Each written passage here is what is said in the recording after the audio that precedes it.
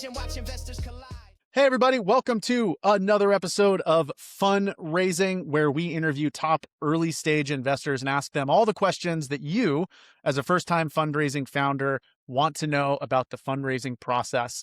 And on today's pod, we have another local Coloradan, Adam from Range Ventures. Really excited to have this conversation. I'm glad that we could finally do it. Could you start a little bit with a little background on the fund for anybody that might be interested in Range? Sure, Matt. Thanks. Well, thanks for having me. First of all, I'm really excited for the opportunity. So yeah, we started Range in 2020. We're on our second fund. We are a pre-seed and seed focused fund with a geographic focus on Colorado. So about 75% of our companies are based in Colorado, and we say the other 25% come through network that we have built by virtue of the work we do in Colorado. So think deals that come from LPs, other venture funds we work with, founders, referrals, and so forth. What's a little bit unique about us is all of us at Range, there's three of us, and my partner Chris and I started it, are former operators and founders. We've personally gone from zero to billion revenue, rang the bell in New York, and everything in between, and really are passionate about helping founders, particularly in Colorado, build bigger and better companies than we've ever been a part of. We will end up leading most rounds, don't have to lead, write checks between CK to $1.5 million out of this current fund. I love it. I appreciate that. We have some questions at the beginning that are a little bit more geared towards yourself and the investors. First question is, why did you get into VC, and what were you doing right before you got into this role? Yeah, great question. So I've always wanted to do this. And when I went and decided to start Range, everybody who knew me and worked with me was like, yep, you had to go do this, right? I'm a person who's always been a more mile wide, inch deep kind of learner and engager than somebody who really goes deep and specializes in one thing. I like to know a little bit about everything and enough to be dangerous. And I'm an insatiable learner and have so much curiosity. And so always wanted to do this. Before this, I was, as I alluded to, former operator, worked at a couple big tech companies, one called Home Advisor that we took from 100 million revenue to going public, and then was early at a company called Guild Education that grew to a Series E company here in Colorado as well. Love that. Another popular question was, what is your favorite part about being a VC? Favorite part about the job? And then what is your least favorite part about the job? Yeah. Favorite part by far is just getting to learn about new areas I had no idea anything about before, right? No idea that something was a problem. And yet here's a brilliant person that not only is telling me what this problem is and how it works, but how they're going to fix it and change the industry and sometimes change the world. And that energy can be infectious. There's nothing better than that. And the flip side of that is telling some of those founders no. That's the worst thing. It's the absolute worst part of the job is telling people no, particularly people that you've spent time with. I mean, we really, really value treating founders like we wanted to be treated when we were in their seats, not being the VCs that lead people on, don't respond to emails, do diligence for fishing expeditions. But sometimes really you are leaning in genuinely, you are doing diligence, you are spending a lot of the founder's time, and you can't quite get there at the end, even though it was a good faith effort the whole time. Those are the absolute most gut-wrenching no's and are the worst part of the job. It really is. Yeah, no's are tough. Another question kind of in a similar vein, one of my favorites, what is something that you wish that founders knew about what it was like to be a VC? Both of us were founders and then switched sides, so to speak. And I think the revelations are big in a lot of ways. What are some of the ones that you wish more founders were aware of as it relates to be a VC? But yeah, there's a lot of these, man. There's a lot of inside baseball. I think, one would be think founders don't realize how hard it is for VCs to fundraise, right? They're focused on their own fundraising, how hard it is. And I always tell founders, there's some pros and cons to VC fundraising versus founders. One, if you're a founder, you really only need one person to say yes. You need a solid lead. Not easy to get, but once you get it, everything else usually falls into place. As a fund, in our case, we have a lot of high net worth individuals and founders that are LPs. We have over 100 LPs. So we needed over 100 people to say yes. That's a lot, right? The pro, though, for VC fundraising is you have a little bit more control over the timeline. For a company, it can be existential. You can go out of business if you can't get the money in the bank by a certain day. So the fundraising is one piece of it. I think the other is really appreciating the breadth that VCs operate with and the number of companies that we do see and the perspective that we do have on kind of what's the norm in the industry, right? And obviously as a founder, putting your VCs to work in that capacity, really what is market? What are you seeing out there, right? Well, how do I stand out good, bad, or otherwise as a company versus everything else you're seeing? and asking your VCs regularly for that and getting real honest feedback is something I think more founders could benefit from. You are crushing these. These are awesome. Last question on more of the personal side. What are industries that you are personally really excited about right now? It doesn't have to necessarily be maybe that you're investing in or anything too. You can kind of take any shot you want here, but what's exciting for you right now that you're excited to see over the next couple of years? Yeah, so I will say as a fund, we are generalists and we are founder driven, right? There's two views of the world. There's the Excel prepared mind and the benchmark founder led. We are more founder led in that we try to keep an open mind and not gear towards certain industries just as a fun thesis. What we do end up leaning in towards though is we like what we call sexy solutions to unsexy problems. We like boring ass industries. We like stuff that is ignored. We like niches that other people say, like, I've never even heard of this before. Things that, and then we underwrite and say, hey, this is actually sneaky big.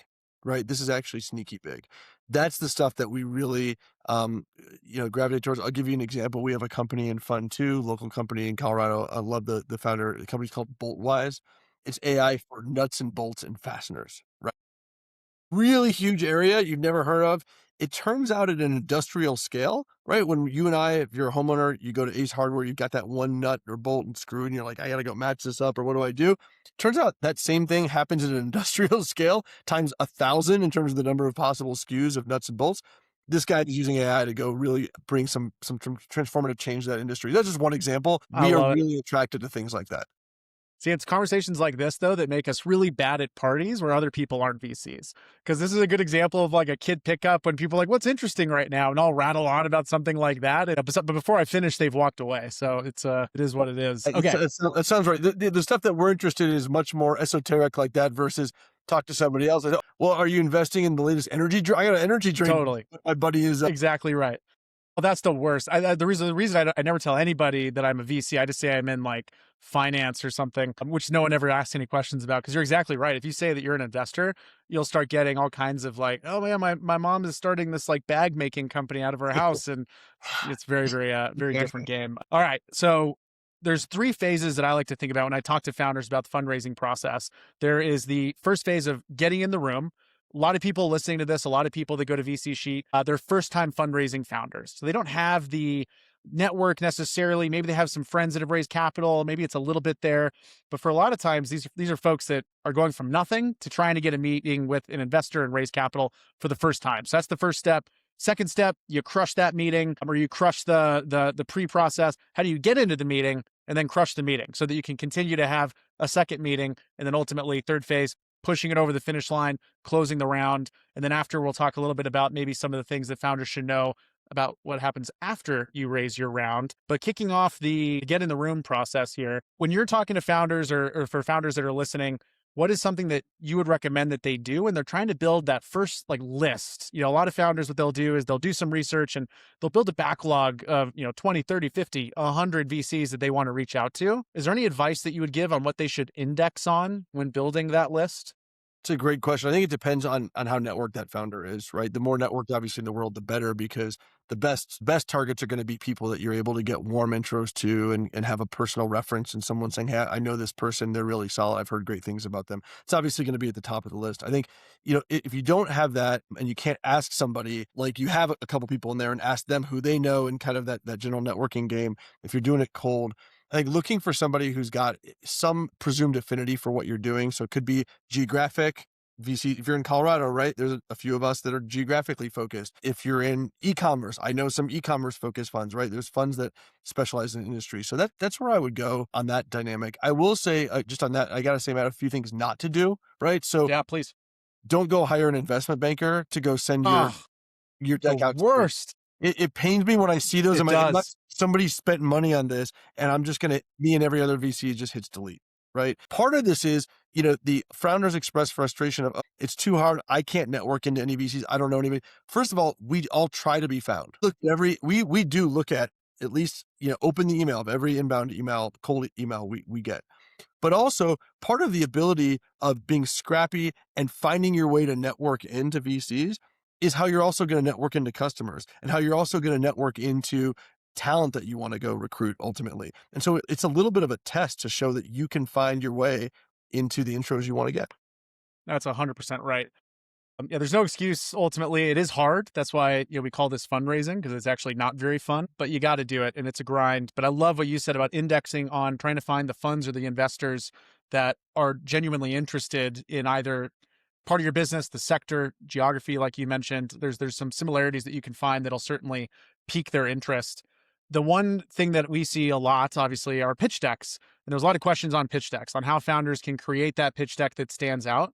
Is there any slide for you, and maybe just at Range in general, but we can maybe speak more broadly, that you look for? A lot of VCs, they scroll, they find the slide they're looking for, and then they kind of like decide if they want to read the whole thing a lot of times. Do you have that slide or metric or anything that you look for? Yeah, great question. I actually go the opposite way, man. It's more like red flags and things that I'm looking to filter. That's the next question. What are the red flags? So yeah, whichever I'll direction. I'll go positive if we're going to go to red I love flags. it. Yeah. That's a bigger topic for me. But things positively, I look for, it's the team slide, right? I look for the team slide. I go right to the team slide. I want to know, who are these people? What have they accomplished in their career? How does what they've done tie to the problem they're solving? And how big is the team, right? And again, to the what not to do, the team slide can make or break. If it's just you as a solo founder, okay, maybe you're non-technical. Now my question is, do you even have a technical co-founder or somebody on your team? Two, I've seen slides the opposite way, Matt, where it's a slide with like 15 or 20 people on it for a pre-seed company with every C-level title known to man, right? And that is a red flag a bit. Any advisors and all those things too. Like 20 advisors. The other thing, advisors, 1 or 2 or 3 advisors that are really well thought out, that can be a great thing. 25 advisors, not so good, right? So there's a balance on this stuff of what goes from good to bad real quickly. Absolutely. So yeah, what about the red flag? So red flag is that, but is there any other red flag slides that are different than team? Yeah, red flag. I'll tell you another one. One thing VCs, I think I can speak for our team, but I think in general are really good at looking at is what you're not saying, right?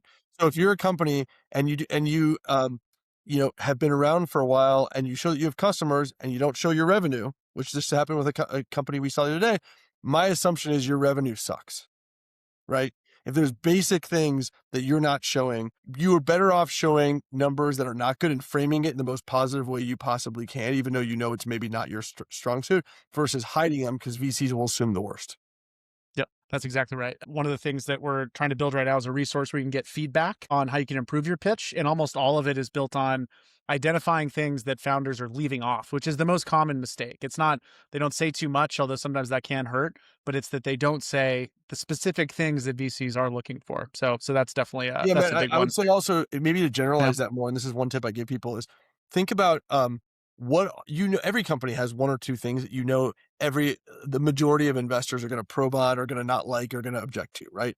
Own that narrative, take that head on, right? If you know you're in a super competitive space, everybody's out, too much competition, one of your first slides should be, we're in an incredibly competitive space, but we're doing the X or Y differently, right? Don't leave that to the VC's imagination. Say, look how smart I am. This founder has no idea how competitive the space is. Yeah, no, it's because VCs are, the thing I tell founders is a lot of times VCs aren't as smart as we like to think we are too. And we typically will think less than even what you would think is like the minimum. Correct. So yeah, you never want to index on a VC being smarter than you are, because it's not often the case.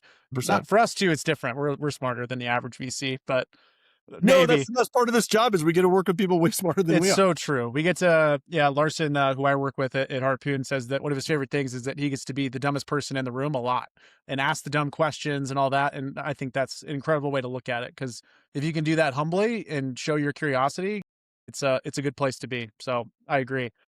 All right, last comment or last question on the get in the room slide. This was a very common question. I'm curious to get your thought. How important is a well-designed pitch deck? I selfishly have it because I'm a designer by trade. So I was curious to see how quickly this one rose. But my guess is a lot of founders get pressure, similar to you mentioned with advisors and these types of things, to like either hire somebody or to do an agency or to get a designer. Like, I think the common mistake that they get is the VC's like, well, I don't like this pitch deck. You should go hire somebody to like go fix it or something like that. How important is a well-designed pitch deck? So I think you can get away if you have a pitch deck. Your design is no different than how you're dressed or present yourself, right? You can get away with dressing however you want if you've got the goods to back it up. If you're a multiple time founder, you can show up in a room with a robot, right? We all know you've IPO'd 3 companies. You can act and dress however you want. if nobody knows who you are and nobody has any other basis to make a first impression on you, probably spend some extra effort, get a new outfit, look really good, take a shower. And it's the same thing with a pitch deck, right? We've all seen founders who are proven founders literally can raise money with a Word document that's, got a handful of bullet points. First time founder, don't take any chances. I think get your deck designed. Yep, I love it. And with AI these days, there's so many good like AI tools. It'll get you 80% of the way there, at least from a design standpoint. So there's no excuse anymore. All right, let's say that they've gotten your attention, they've slid into your inbox, and you're going to book a meeting. What are some ways that founders can look at this meeting and prepare themselves? And actually, let me ask it differently. What are some of the things that you, as a VC, when you're in that first initial meeting with the founder, are looking for? It's a positive characteristic, maybe something they're going to cover. What are you looking for in that first meeting to get interested for the next meeting? I'm looking for a founder who gets me excited. Right? It's just an intangible thing. A founder who can sell. Doesn't mean the founder has to ultimately be the salesperson for the company. There's a lot of technical founders who are never going to ultimately do that once they get a first handful of customers. But you got to just intangibly get people excited. Because ultimately you're going to have to not just get me excited, you have to get customers excited, as I mentioned, employees excited, ultimately an acquirer probably, or the public markets excited. You're going to get other people excited. So you got to have that personality, and you can tell the story of your company to get everybody excited. That's what I look for, Matt, on a first call more than anything. Yeah, and it's funny how that can work in so many ways. Like you said, it could be that they have a high energy and they're able to get people excited. Sometimes it's that you can tell there's a passion there. It doesn't have to be loud Quiet and intensity. We have some fast. founders Yeah, exactly. got a quiet Absolutely. intensity and just but like they are locked in, right? There's different ways to get somebody excited, Yeah, but it's an intangible thing, and it is. it's something that you either have or you don't to some extent. I wish it's something I could tell founders, like, here's how you train for it. Things you can do that anybody can prepare for, right? One, do a little research on the person you're talking to and the fund you're talking to. Okay. That's just basic sales, like salesmanship, 101. And I think, asking questions about the VC too, and expressing a little bit of what are you looking for in a partner? Yes, in a founder, it's hard to raise money. The VC in that dynamic oftentimes has a little bit more power than the founder, particularly in this type of fundraising market. But you still, as a founder, are entitled and should be demanding something from your VC. And any VC who's offended by that is not your right partner. No, that's absolutely right. Do you think that how important is founder market fit to kind of echo some of those things that you just said? We think it's essential. We think it's Yeah. essential. Like, we are looking for people who, I think, Matt, you nailed it. Table stakes is you have to be just obsessed with what you're doing and passionate about it, right? We're not looking for people who are running science experiments or, I just thought, starting a company would be something fun to do. Yep. Yep. It's Playing people, startup. Yeah. yeah, we saw a lot of that in 2021, but not so much anymore, which is a good thing. Yeah, I love that. So we talked about some green flags. What are some red flags? Are they just the opposite of the green flags, or are there other specific things that a founder could do in that first initial meeting that is just it's a dead giveaway and you're done? Yeah. One red flag I would say is when the founder brings somebody else to the meeting. So it could be an advisor or a That was co-founder, the worst. and the founder doesn't actually do much of the talking. Like the CEO, it could be co-founders, could be a CEO and a COO, and the CEO sits there silent while the COO does all the talking. We've seen this happen multiple times. That's just not going to work, right? Because the CEO needs to be the one, and maybe that other person should be the CEO. And then the fact they're not raises other questions of what's that dynamic between the co-founders, such that they won't give the right title to the right person. So that's a big red flag that I see, Matt. I Is also there would any I'll say another one that I see too is when we ask people to, one of the questions I'll often ask, like, why are you doing this? Right? Like, what is your goal? What is, like, what ultimately do you want to accomplish here? And if it's something about, I want to go sell this company in a couple years, that's great. That's totally fine. But there's no VC that's going to be excited about that. Yeah, no. Similar to your point earlier about bringing somebody else on the meeting, a question that I get with founders is, if they have a CTO or a COO or somebody that's a part of the founding team, but they're, maybe not as engaging and they worry about bringing them on. What are your thoughts on, do you want the whole founding team to be on that call? Would you rather they not be there if it's going to be just one person talking and the other person just kind of sitting silently? How should that I, work? I don't mind that. I personally, I don't mind if they bring 2-3 people to the meeting. What I care about is the CEO is doing most of the talking and Yep. driving the narrative. I agree. You mentioned how important maybe it is for some of the founders to take some of the initiative and ask some questions. Maybe it's during this meeting or subsequent meetings. What are some of those questions that you think founders should ask? And I don't mean questions in that when they ask them, you're like, oh, yeah, I'm glad that they asked that question, but that it's actually important for founders to understand during maybe the fundraising process or before they start working with a fund. Yeah, I would say, what do you systematically do for all of your portfolio companies? Okay. And then give me some specific examples of, ways you've helped portfolio companies in the last year. Right. So one is, yeah, because anybody can cherry pick a few things, right? And I want to know what those things are. That's why I'm asking for specifics. But I also want to know generally, like if I'm a portfolio company of Range, what do I get just for being a portfolio company range if you don't go out of your way to go do something, extra for me? Right. Now, and we think about that in the flip side, and we think about both. We say, hey, what are some things that we give you're a company, you now are an investment range, you get X, Y, and Z no matter what. And then what are the tons of very specific things that we have done to move the needle in an impactful way for companies? And, we make sure we can affirmatively answer those in really exciting ways all the time. Yeah, and we'll get to why maybe getting those questions early is important a little bit later on. What during this phase, so kind of in the initial phase of trying to get investors involved, you're really trying to start build a little bit of FOMO.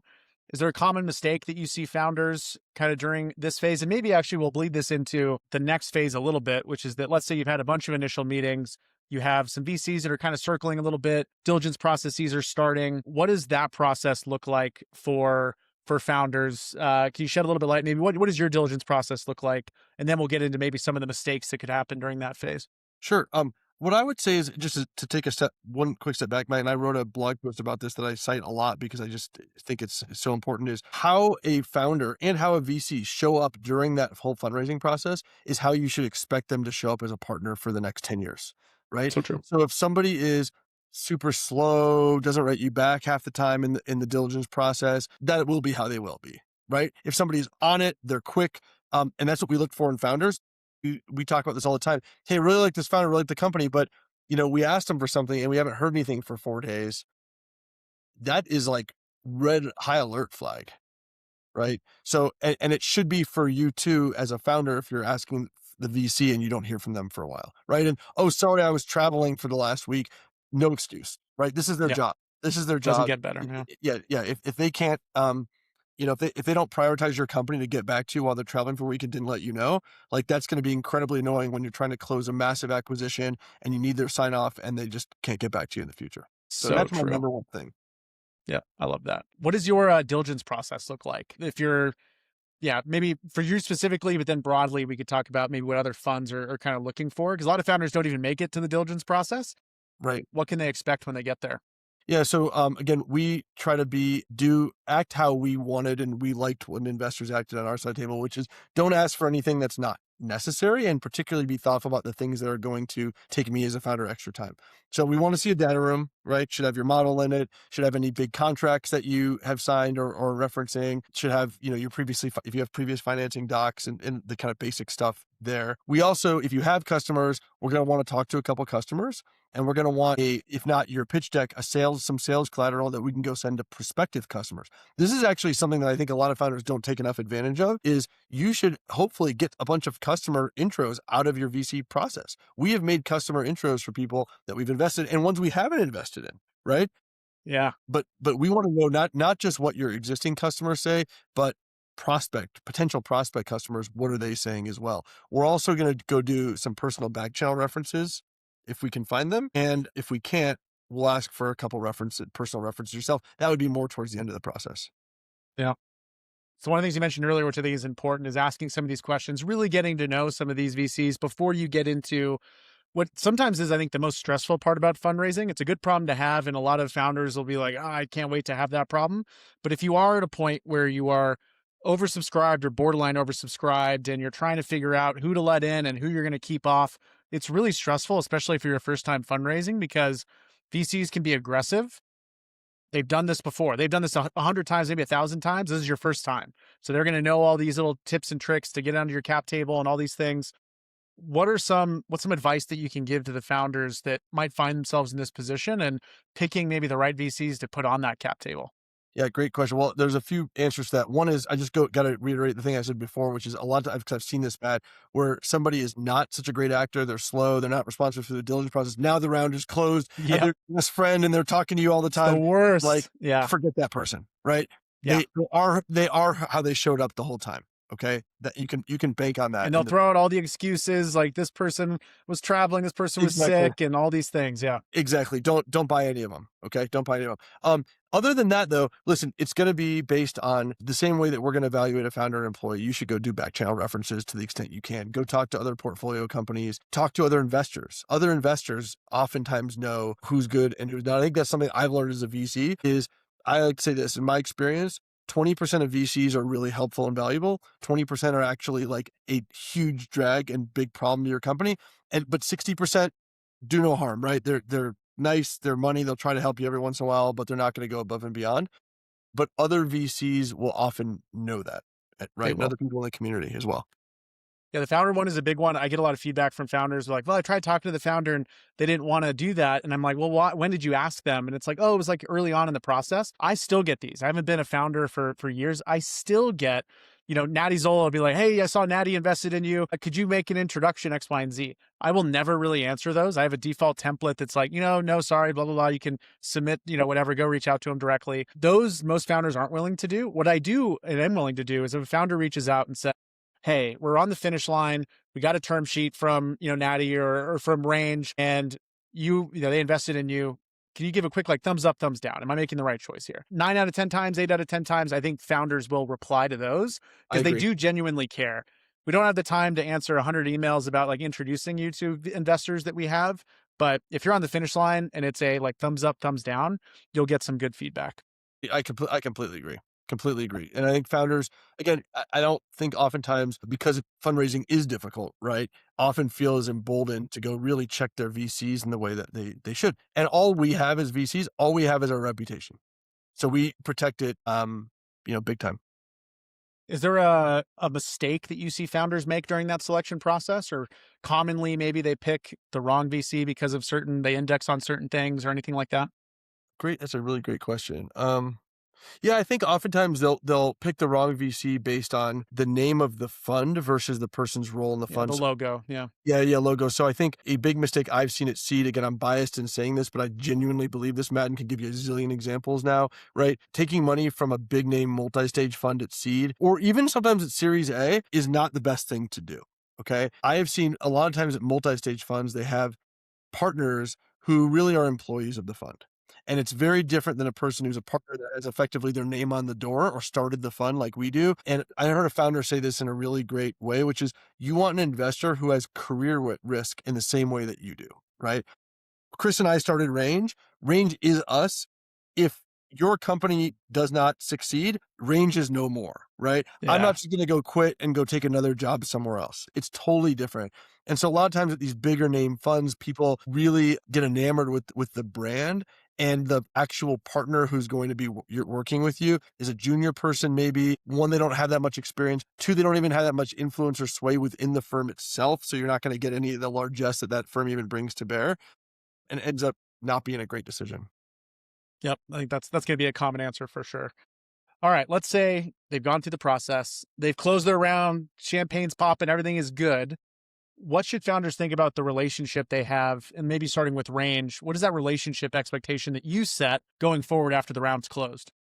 The expectation I said is I work for you. I'm a resource at your disposal. You should put me to work and put all your investors to work as much as you can. Right. And it's on you to tell me why, it's on you to tell me how I can be helpful and how to put me to work. We're going to have a regular check-in at the cadence. If I'm on the board, it's a board meeting, right? If not, it will be a different cadence. We'll figure out what that is so that I can help you. We have a Slack channel that we communicate with all of our founders. We have one for all our founders. We have one for individual founders. We do a bunch of other stuff, but really it's like, take advantage of me, right? Make me say no to keep asking me for things. Yeah. Because we want to help. It's absolutely right. Is there any mistake that you see founders make quickly or shortly after they close their round of funding, especially first-time founders? Yeah, I think it's founders who are afraid to ask for things because they feel like they have to seem like they know more than they do. Oh, these people just bet on me. They think I am going to go do this, but I have imposter syndrome like we all do, right? This is a really dumb question I have, or something I'm not sure what to do. If I ask them, they're going to really lose confidence in me. No, right? No. Like, we want to hear bad news first. We want to hear there's no dumb questions. All we care about is you succeeding and the company succeeding. And so I think that's a mistake I see founders make.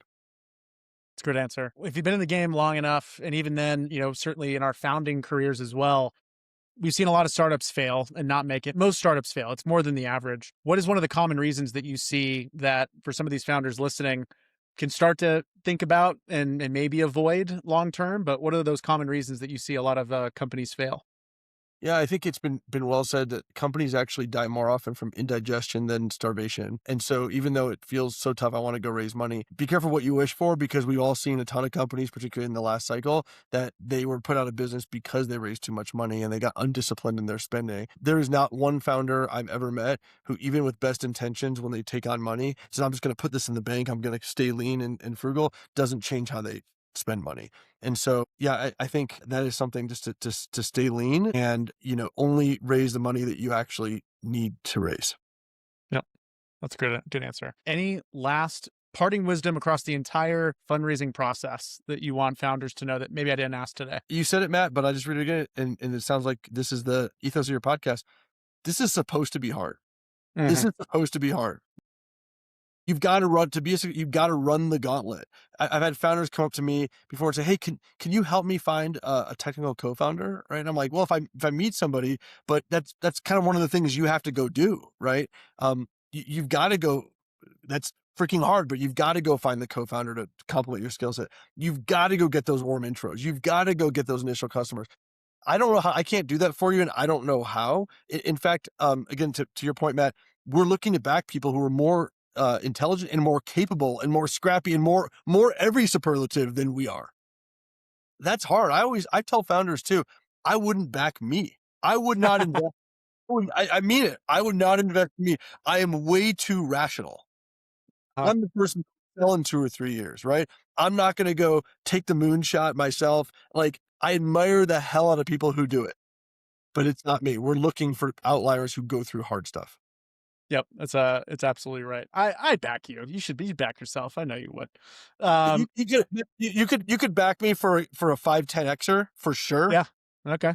There you go. Moonshot. No, I'll sell too early. Yeah. There you go. Adam, thank you so much for hopping on here. This was great. I think it's easy to see anybody that's listening. You'd be lucky to have range on your cap table. I know a lot of the founders that you've invested in, and they've said nothing but incredible things. So thank you for coming on. Any last pieces of where founders can find you, submit their deck, how to reach out, follow you, anything like that? Yeah, thanks, Matt. Really appreciate the opportunity. Yep, just go to range.vc. I'm Adam at range.vc. Again, we look at every email we get. If you've got some connectivity to Colorado, I'd love to hear from you. We'd love to help out and build the tech community here, whether we're an investor or not. Awesome. All right, Adam, appreciate it. Happy Friday. It is Friday here in Colorado, and we got some good weather to look forward to. So let's go. Let's enjoy it. Thank you, Matt. Bye. Pitch pass, iterated fast. Story beats data when the storyline's fast. Vision's the ignition, but the numbers steer the ride. Conviction and precision, watch invest.